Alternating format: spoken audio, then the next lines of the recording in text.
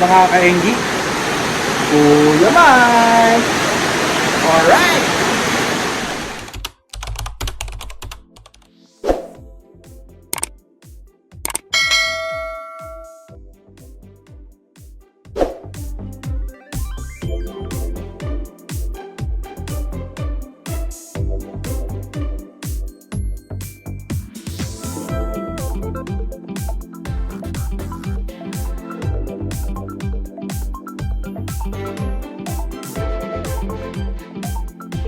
Yun mga kaenggi, no? Lakas ng ulan, grabe.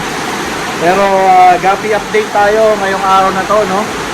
At yung mga tabs na yon, yung nasa ilalim, ilalagyan natin ng mga filtration, aeration, no? At kailangan mapaayos natin itong bubong na yan kasi natulo, ayun, no? So plano ko ay butasan natin dito, no, para sa kanilang overflow.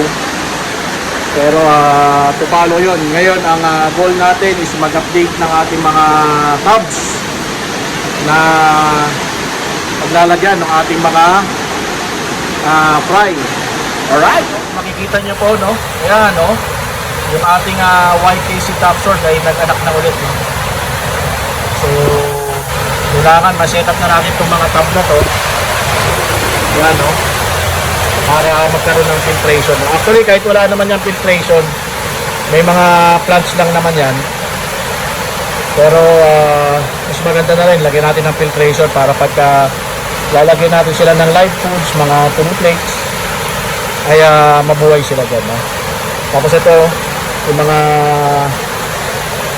styro natin dyan, mailipat ko natin doon, no? Para lumuwag tayo ng konti. Alright!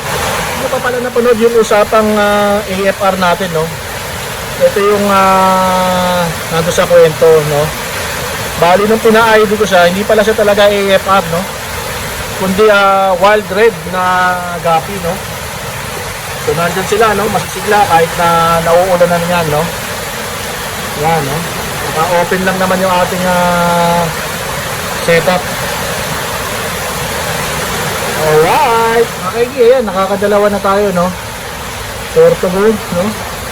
Tapos ito, okay na rin ulit, no? Itong apat na to, itong anid na, no? Ayan. Ang buhos ng ulan, no? At parang bumaba na dito, yun, no? Hindi kinakaya. Ito pa. Ayan, no? Siyempre, ilalagyan din natin ng halaman yung ating mga stocks, no? Ayan. Hanap lang tayo ng alambre para maisabit natin to. Nabili natin to sa palengke, no?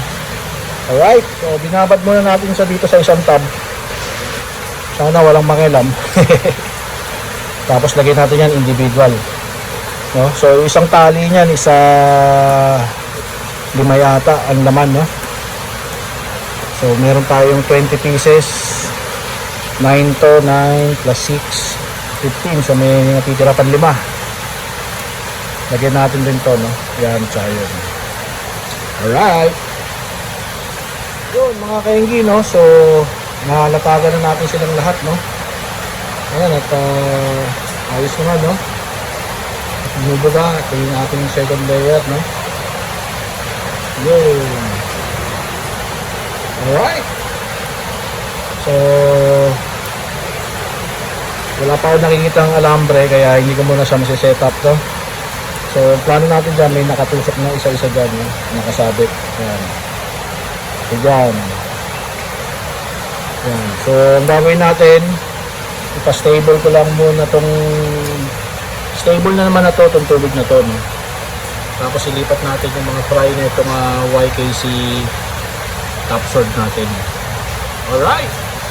Bigyan ko na rin kayo ng update, no, dito sa ating Blue Dragon, no? At meron na rin siya mga bagong panganak. Ayan, no?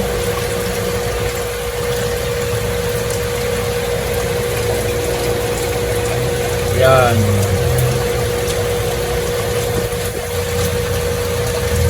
Alright. Naman po yung isang Blue Dragon natin, no, na ibang line, Vietnam line to, no? At ayan, lumalaki na po sila. Yun naman. Yun mga kainggi, no? So, lipat na natin yung mga fry ng YKC top sword natin dito. Alright.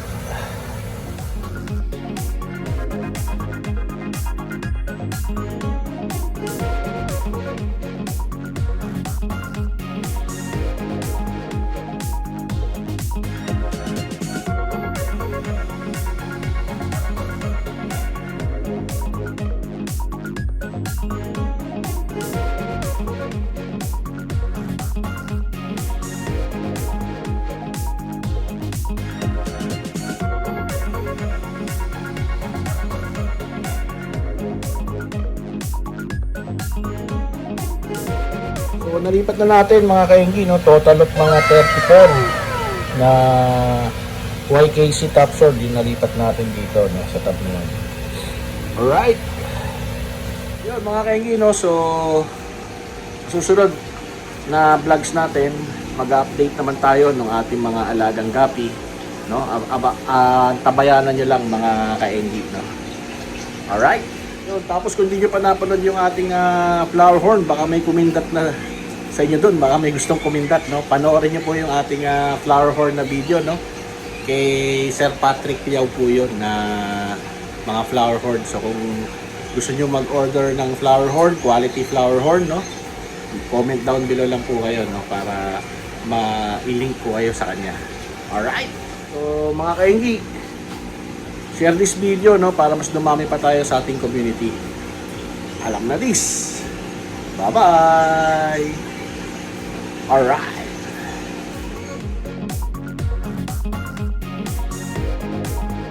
So, nagtanggal lang ako dito, no, yung mga malalaki na natin na HB Blue, no.